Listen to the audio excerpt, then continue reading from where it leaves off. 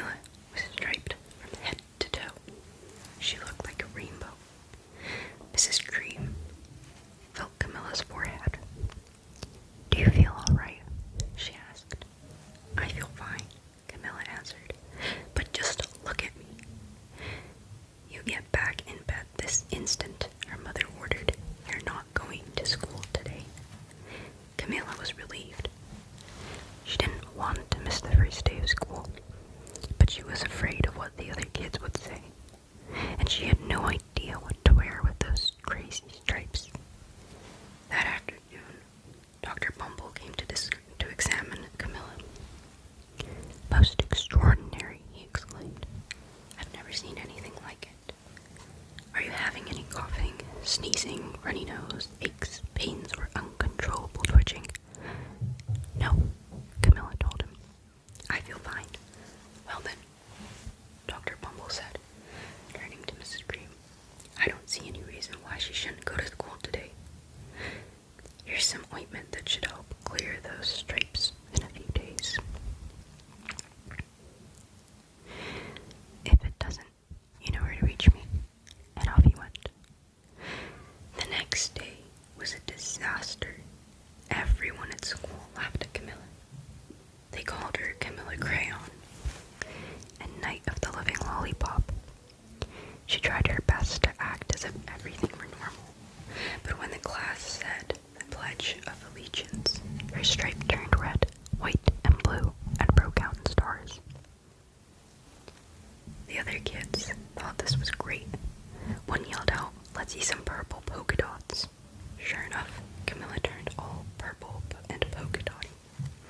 Someone else shouted, "Checkerboard," and a pattern of squares covered her skin. Soon, everyone was calling out different shapes and colors, and poor Camilla was changing faster than you can change channels on a TV. That night, Mrs. Harms, the school principal, called. "I'm sorry, Mrs. Cream," he said. "I'm going to have to ask you to keep Camilla home from school. She's just too much of a distraction, and I've been getting calls from the other parents. They're afraid those stripes might be contagious." Camilla was so embarrassed. She couldn't believe that 2 days ago everyone liked her. Now, nobody wanted to be in the same room with her. Her father tried to make her feel better. "Is there anything I can get you, sweetheart?" he asked. "No, thank you," sighed Camilla. What she really wanted was a nice plate of lima beans, but she had been laughed at enough for one day. "Well, yes, I see," Dr. Bumble mumbled when Mr. Cream phoned the next day. "I think I'd better bring in the specialists. We'll be right over." About an hour later, Dr. Bumblebee arrived with 4 people in long white coats. He introduced them to the Creams. "This is Dr. Grop, Dr. Sponge, Dr. Cricket, and Dr. Young." Then the specialists went to work on Camilla. They squeezed and jabbed and tapped and tested. It was very uncomfortable. "Well, it's not the mumps," concluded Dr. Grop, "or the measles," said Dr. Sponge. "Definitely not chicken pox," put in Dr. Cricket. "Or sunburn," said Dr. Young. "Try these," said the specialists. They each handed her a bottle filled with different colored pills. "Take one of each before bed," said Dr. Grop. They filed out the front door, followed by Dr. Bumble. That night, Camilla took her medicine. It was awful. When she woke up the next morning, she did feel different, but when she got dressed, her clothes didn't fit her right. She looked in the mirror, and there, staring back at her, was a giant, multicolored pill with her face on it. Dr. Bumble rushed over as soon as Mrs. Cream called. But this time, instead of the specialists, he brought in the experts. Dr. Gord and Mr. Mellon were the finest scientific minds in the land.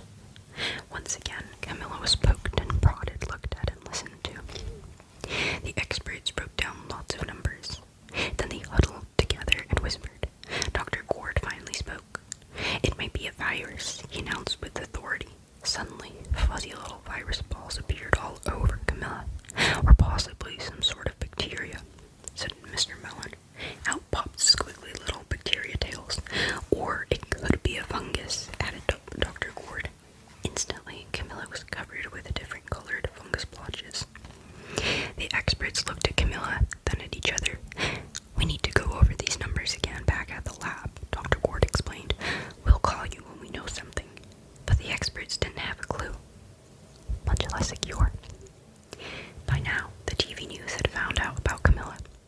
Reporters from every channel were outside her house telling the story of the bizarre case of the incredible changing kid.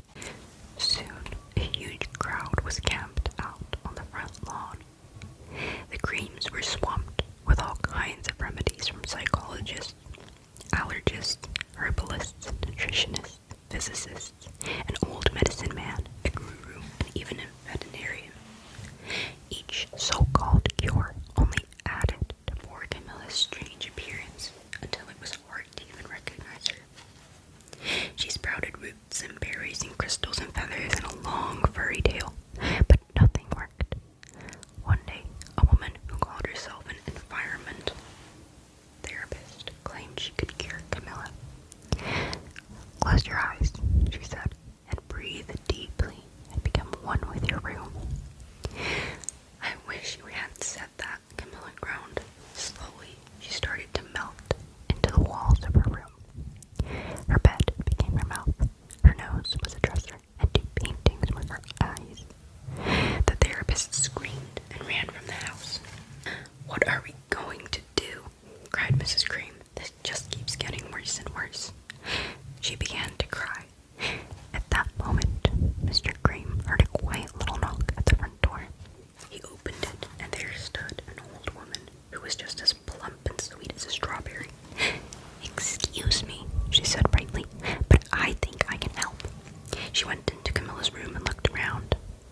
"My goodness," she said with a shake of her head. What we have here is a bad case of stripes. One of the worst I've ever seen." She pulled a container of small green beans from her bag. "Here," she said, "these might help." "Are those magic beans?" asked Mrs. Cream. "Oh my, no," replied the kind old woman. "There's no such thing. These are just plain old lima beans. I'll bet you'd like some, wouldn't you?" she asked Camilla. Camilla wanted a big, heaping plate full of lima beans more than just about anything, but she still was afraid to admit it. "Yuck," she said.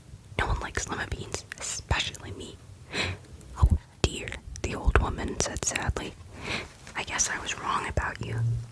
She put the beans back in her mouth and started towards the door. Camilla watched the old woman walk away.